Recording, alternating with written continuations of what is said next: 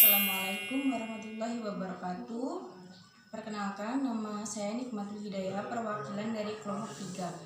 Kelompok 3 sendiri terdiri dari Nisha Asyarani, Selvina Rika Putri, Ridho Nugroho, dan saya sendiri Nikmatul Hidayah. Di sini saya akan mempresentasikan hasil analisis mata kuliah KUMKM tentang pembiayaan anjak piutang. Anjak piutang adalah suatu transaksi keuangan sewaktu suatu perusahaan menjual piutangnya dengan memberikan suatu diskon, misalnya seperti tagihan. Yang selanjutnya, jenis lembaga anjak piutang. Yang pertama, diskon factoring. Dengan diskon factoring, pemilik piutang menerima uang sebelum piutangnya jatuh tempo. Jumlahnya sebesar nilai piutang dikurangi potongan tertentu yang disebut diskonto. Yang kedua, maturi factoring. Dengan maturi factoring, pemilik piutang hanya menerima uang pada saat piutangnya jatuh tempo. Tidak dibebani biaya bunga, pemilik piutang hanya menanggung diskonto piutang dan biaya administrasi, hanya memperoleh jasa penagihan, pencatatan, dan pemrosesan piutang, tidak menerima uang sebelum piutangnya dapat ditagih faktor. Yang selanjutnya adalah prosedur pelaksanaan anjak piutang.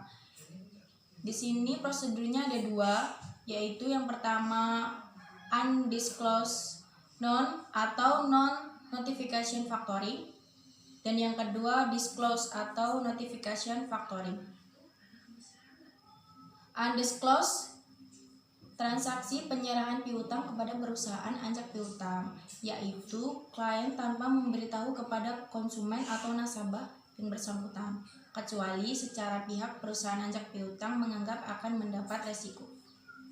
Disclose merupakan penyerahan piutang kepada perusahaan anjak piutang dengan sepengetahuan pihak konsumen atau nasabah.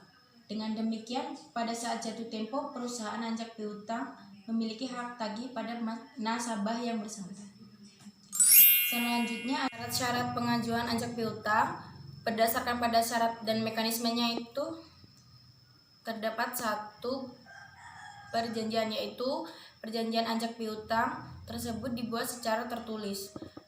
Peraturan perundang-undangan tidak menentukan apakah perjanjian yang tertulis harus dibuat dalam bentuk akte autentik, akte notaris, atau akte di bawah tangan. Nah, yang selanjutnya permasalahan atau solusi pemecahan masalah anjak piutang.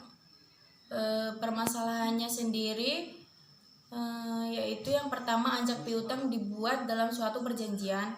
Persoalan perjanjian sering dibuat tidak seimbang atau tidak berdasarkan penerapan asas win solution, namun win-loss solution. Solusi dari pemecahan masalah anjak piutang sendiri yaitu harus adanya rasa kehati-hatian dan kejelasan dalam pembuatan kontrak menjadi sangat diperlukan.